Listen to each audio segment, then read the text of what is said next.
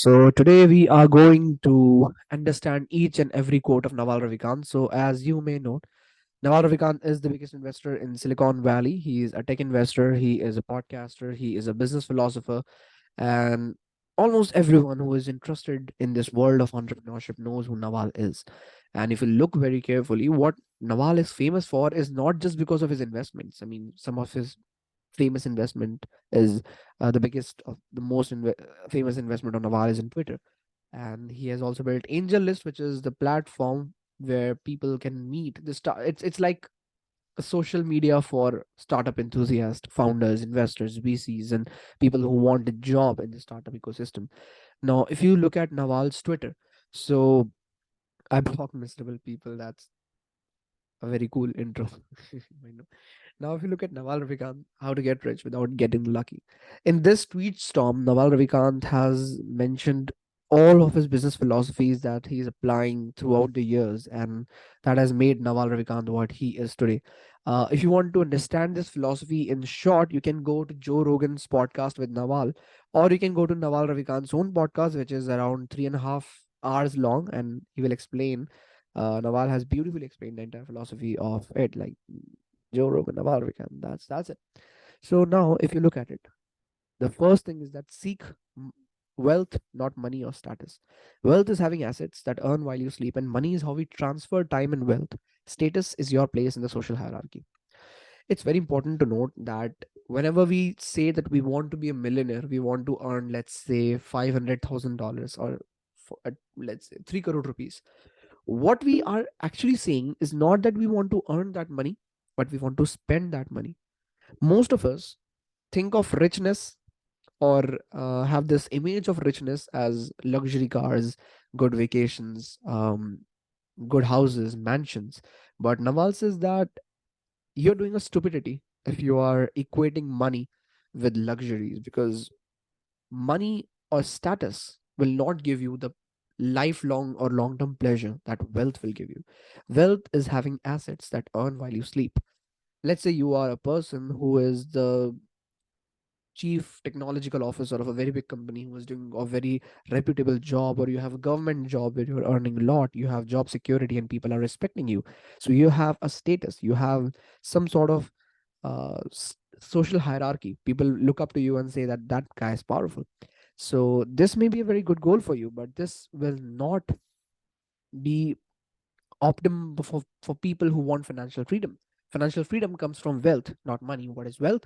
Wealth is the money that keeps earning itself even when you're asleep, even when you're not working. That is financial freedom for us. That is the automation that can happen. Now understand that ethical wealth creation is possible. There are many people that I know personally that think that billionaires, all millionaires are evil. All money minded people are the problem of societies. The root of every problem is money.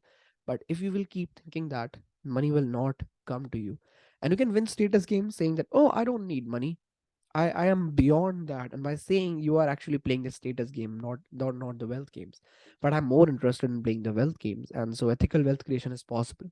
If you secretly despise wealth, it will elude you. So it's very important to respect money as it is. And as I've said, there are many people who are trying to play the status game by saying that they don't need money and they don't care about money. Actually, everyone cares about money, but they're trying to play the status games by announcing that they don't care about the money. Now, they gain status by attacking people who are playing the wealth creation games. So, you're not going to get rich renting out your time. You must own equity, a piece of business to gain your financial freedom. It doesn't matter how much positions you are getting in a job. It doesn't matter how high your position is. If you're getting paid based on your time, you're not going to get rich. Let's say you're a doctor. The more patients you check, the more money you will earn. If you're a lawyer, the more uh, cases that you solve, the more lawsuits that you file, the more money you will get. So your time is directly proportional to the money you're earning. Your money is tied to your time. And of course, everyone has limited time. So you will not be able to play the infinite games. You will not be able to earn while you're sleeping. And that is known as renting out your time. And you cannot become rich if you are renting out your time. You must own equity, a piece of business to gain financial freedom. And now let's say you're a copywriter, let's say you're a graphic designer, let's say you are any of the person who is working for their time. How can you become rich? Because as a freelancer, you cannot. Yeah.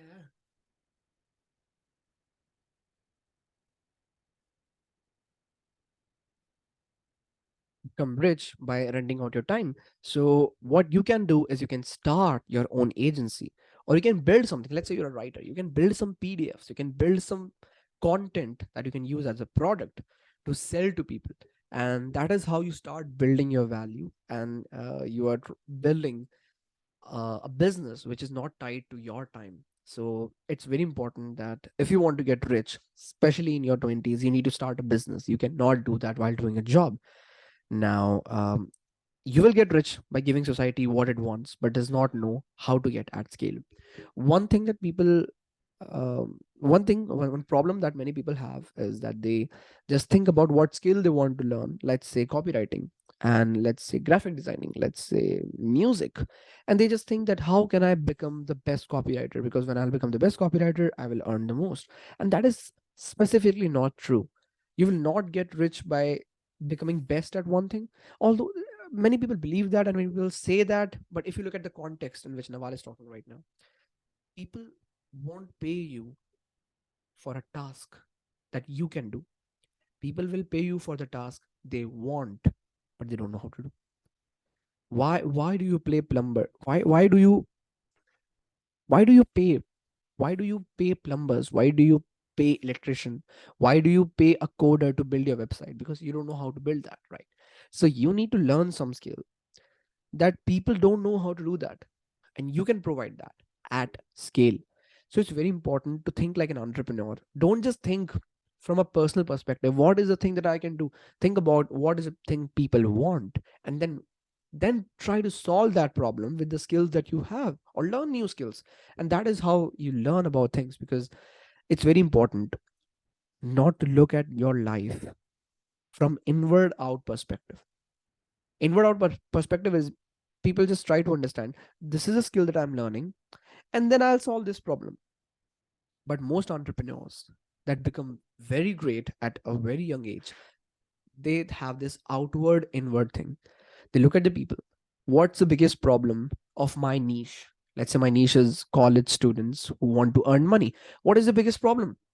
Let's say the biggest problem is they don't have the skills, or the biggest problem is they don't know how to get clients. And then solve that problem through your skill set. Solve that problem with what you have right now.